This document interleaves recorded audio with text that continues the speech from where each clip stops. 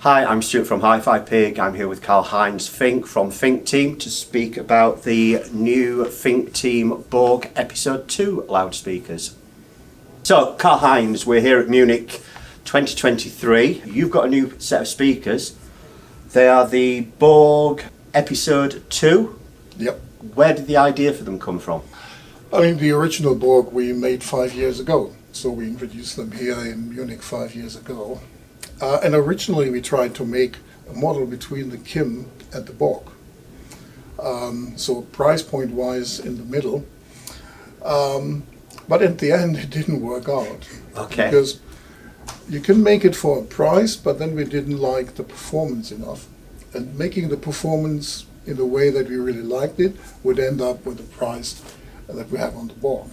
But as it is 5 years ago, we learned a lot. And we decided then to put that into a Borg and make the Borg a better loudspeaker using what we learned without really changing the price. Okay. So it is quite popular to bring up the prices then with the new model. We said maybe we do it not.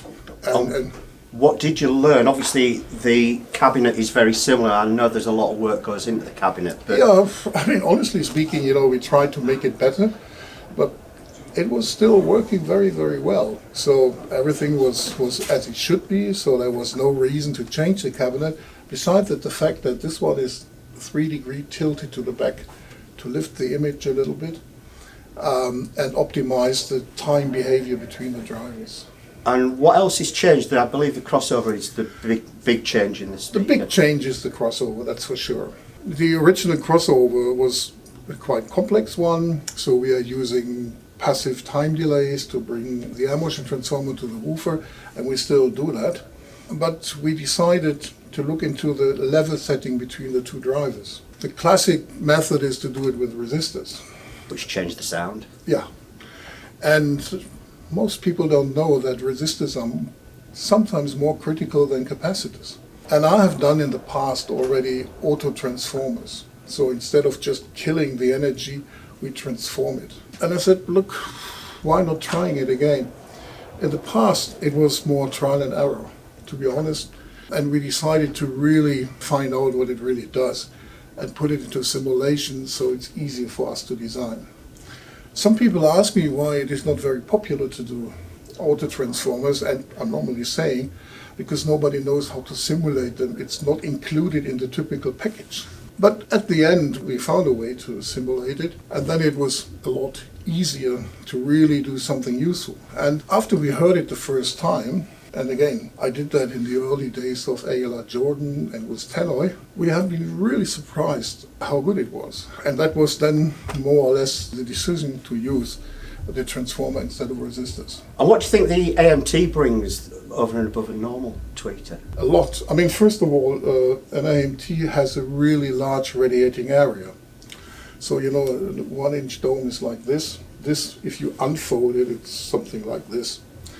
So it can do a lot of dynamics, it can go loud, the power handling is crazy, and we bring this down to 1600 hertz. So that's relatively low. That's quite unusual as well. Yeah, and we really build it in-house. So we get the parts from our friends from Windorf, but Norbert, who's the one in charge of it, really builds one by one. So we tune it and damp it, so it works then in the two-way system. And we really like the sound of it, to be honest. And why a two-way system rather than a more complex three-way? Or the best thing would be one-way, because then you have no filter in between. But that is difficult.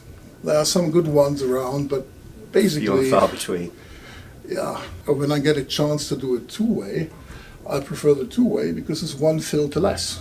Normally, my answer when somebody asks me, "Why do you go for two-way?" I always say because we know how to do it. Okay. but okay, that's maybe. And the woofer's interesting in that it's 10.25 inch. Yeah, so a little bit more than 10 inch. Relatively large voice coil, huge magnet on it. And we did that because we wanted to have all the damping of the loudspeaker in the loudspeaker, not from the amplifier. Okay. So we don't rely on damping factors that you get from the amplifier, because you never know what it is. And also we even have a resistor in series with the woofer to decouple it a little bit, make it easier for cable, for everything. The whole loudspeaker is around 10 ohms in impedance, because most amplifiers don't like the high current that you sometimes have to deliver from a 4 or sometimes 3 or 2.5 ohm loudspeaker. So we found a compromise between high impedance and good sensitivity. It's 87 dB with 2.83 volt. That means if I go for 1 watt, it would be more than that, but... Okay. And I read when you were designing the cabinet, you put the woofer in there and it was still resonating slightly. So you did something to the back end of the... Yeah, we had to put in a steel ring because, I mean, we really couldn't get it into the wood tight enough. So we really put in a steel ring and with a thread in, so it's then bolted together and it squeezes together everything. Okay. And that obviously reduces resonance throughout everywhere, yeah? Yeah, we like to have quiet cabinets. Mm-hmm. I mean, some people do that with aluminium or with corian and other things, but then it's getting automatically very, very expensive. And so we try to do it with good results, but not getting crazy in price. And one of the other differences with episode 2 over the original Borg is I reviewed the original Borg and they were the best speaker I've heard in the last 5 years, without a doubt. And they had a control on the back for changing what went to the AMT, is that correct? Mm-hmm. You've changed that on this speaker. Yeah. What have you done and why? I mean, that was sort of thing we learned from experience. On the original one, we put on everything that every member of our listening team would change. Because some people wants to have a little bit more forward, like myself, and some people wants to have it laid back. And so we had 4 controls. But honestly speaking, most people didn't use it. So the damping one was used a lot to adapt to amplifiers and sometimes to rooms, but the rest wasn't used. Okay. At this time we changed the area to something like 1.5 and 3-4 kilohertz, plus a little bit the tweeter. So it's really a little bit forward or laid back without really changing too much. But it's easy to detect when you change it, and it helps a little bit to adjust to amplifiers that are a little bit lazy or amplifiers that are a little bit nervous. Okay. You've mentioned, while we've been speaking, a couple of times you mentioned measurements and how you measure things, but you've also sort of said we changed the team and all the rest of it. So how much of the design process and final tweaking, I suppose, and voicing, how much of that is down to listeners, and do you have the final say? So far, yes, but we're really trying to make it as a team. Okay. I mean, measurements are really important to us because I don't believe that a loudspeaker that measures bad can sound brilliant. But the measurement is the starting point to the listening. So, I mean, if you compare the old and the new one on the measurement, you barely see any difference. But when you listen to it to understand what we try to do. So some of those really tiny little differences that you see on the measurements, explain why it sounds that way, but there's no way that we can make a loudspeaker, put it in the listening room and say, okay, done. Okay. Yeah. So, and I always say, high-end is how much time you got to restart. So that means we listen, and then we are happy, and we go away, and we leave it for a few days, and then we take it back again, and we listen again. Okay.